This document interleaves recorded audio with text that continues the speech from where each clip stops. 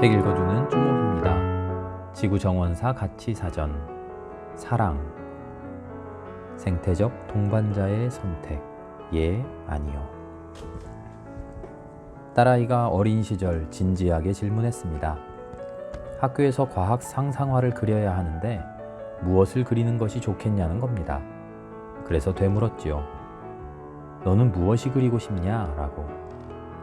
하늘을 나는 자동차와 버튼 하나로 모든 것이 조종되는 집과 알약으로 된 식량을 그리고 싶냐? 라고. 딸아이가 말이 없습니다. 잘 모르겠다는 것이지요. 내친김에 이야기합니다. 엄마는 앞으로 과학이 해야 할 일은 북극의 곰들이 다시 맘 놓고 얼음 위를 걸을 수 있도록 해주는 것이라고 생각해. 봄이 오면 개구리들이 풀숲 개울에서 뛰어놀고 지천으로 흐드러진 진달래 꽃잎으로 화전도 붙일 수 있고 우산 없이 나간 외출을 핑계 삼아 오는 비를 맘껏 맞아도 방사선 오염을 걱정 안 해도 되는 모습으로 되돌려 놓는 것이 필요하다고 이야기했습니다. 이런 당연한 현실을 상상해야 하는 것이 우리의 자연이었습니다. 어린 딸은 훌쩍 자라 숙녀가 되었습니다. 과학 상상화에서 생각했던 하늘을 나는 자동차는 이제 실제 출현이 멀지 않았다고 합니다. 인공지능은 우리 삶의 전 영역을 바꾸어 놓고 있습니다. 외출 후 가스불이 켜져 있는지 걱정하지 않아도 되고 우연히 흘러나오는 음악 소리에도 대답해주는 영리하고 똑똑한 인공지능은 이제 우리 생활의 일부가 되어 있습니다. 빅데이터는 내가 좋아하는 음악을 알아서 SNS에 골라서 올려줍니다. 때론 내가 한 이야기의 주제가 구글 마이크를 통해서 인식되어 SNS 광고로 올라오는 것을 보면서 경악을 금치 못할 때도 있습니다. 이렇게 과학 상상화는 현실이 되어가고 있습니다. 그러나 북극의 곰들은 녹아내리는 얼음에서 갈 곳이 없고 피골이 상접한 모습으로 뉴스에 가끔 보입니다.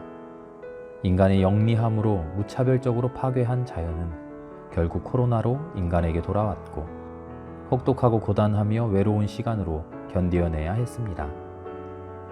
잠시 멈추고 거리를 두고 모든 것들을 기다려야 하는 시간이었습니다. 사랑한다면 잠시 멈추어야 한다는 것이 이 시간의 원칙이었습니다. 사랑은 우주적인 지식입니다. 상대를 알고 인정하고 공존하는 것입니다. 이사야가 상상했던 이리가 어린 양과 함께 살고 표범이 어린 염소와 함께 눕고 어린아이가 독사굴에 손을 넣어도 해함이 없는 함께 어울리고 더불어 사는 세상이 곧 여호와를 아는 지식이 충만한 세상입니다. 혹독한 겨울을 지내고 어김없이 봄이 오며 꽃들이 피어납니다. 아무것도 해준 것 없는데도 올 시간이 되니 또다시 우리 곁을 찾아와 주었습니다. 아무것도 안 해서 그 때문에 우리 곁에 다시 와준 것 같습니다. 신학자 쇼 코플레드는 믿음을 갖는다는 것은 삶에는 예, 파괴에는 아니오라고 과감하게 대답하는 것이라고 이야기합니다. 그런데 현대사회를 살아가는 우리는 늘 삶의 선택 앞에서 우유부단합니다.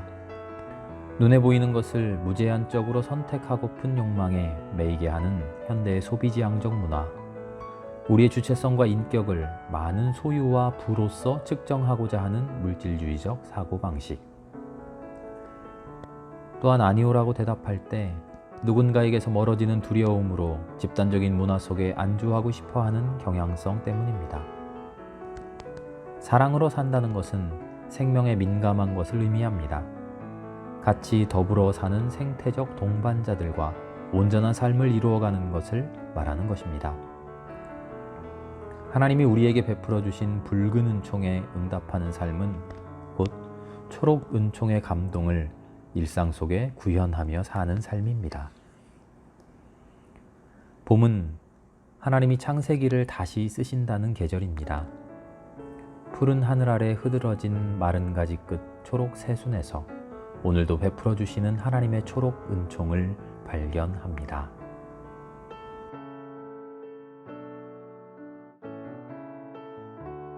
책 읽어주는 쭈목이었습니다.